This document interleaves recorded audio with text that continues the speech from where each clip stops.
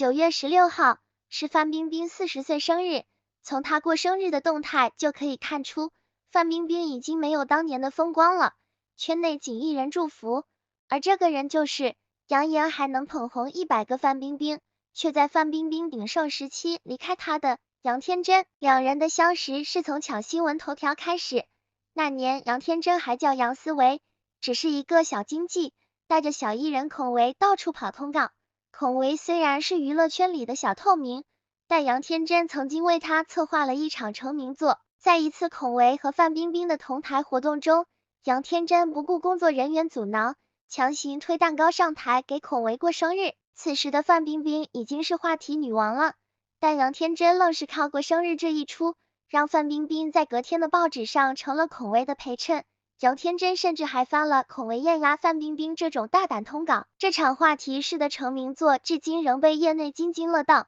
范冰冰也因此记住了这个人杨天真。隔年范冰冰出走华裔，自立门户之后，23岁的杨天真成了范冰冰工作室的宣传总监。杨天真与范冰冰并肩作战的6年里，做下很多轰轰烈烈的营销案例，为范冰冰在娱乐圈打响了名号。当时的范冰冰还是一个被全网黑的角色，围绕着她的新闻都是整容、私生子、潜规则、被包养等负面消息，这些都是当时大众口里的谈资，无数人诟病她。印象最深的是范冰冰和王学圻的绯闻，起源于某场活动上，两人同时伸手拿话筒，被媒体拍下疑似牵手的画面，媒体一下子就炸开了锅，各种黑料和舆论丢向范冰冰。而杨天真仅凭一篇小作文，就把舆论拉到范冰冰这边。此文一出，大家的舆论焦点就从范冰冰和王学圻的桃色新闻，转移到了媒体搞事情、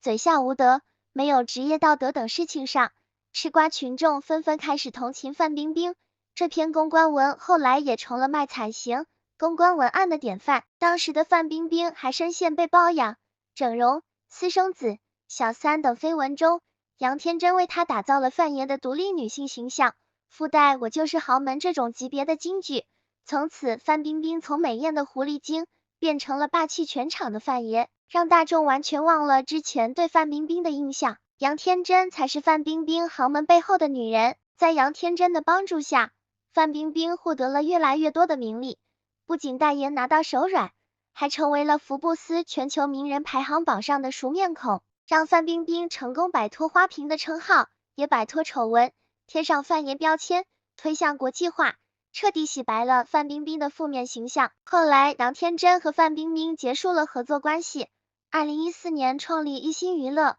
无论是陈数、宋佳、朱耀文等实力派演员，还是白宇、李现、鹿晗、张雨绮等流量型潜能艺人，都是通过杨天真所谓的营销名气大增。但杨天真对于艺人的过度宣传营销，受到了很多人的诟病，手上有800营销号，操控艺人形象，这些过度张狂的口号，让他深陷这些口碑的纠纷，手上的艺人也纷纷不再和他续约了。现在的杨天真虽然离开了自己一手创办的娱乐公司，改行做起了大码女装，利用自己的人脉和资源，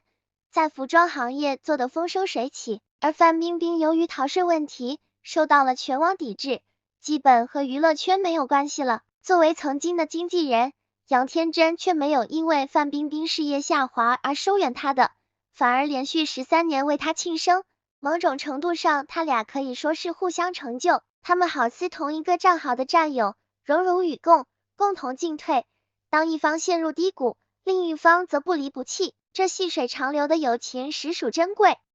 点赞、订阅并点亮小铃铛，就能每天和桃子一起吃瓜看戏喽！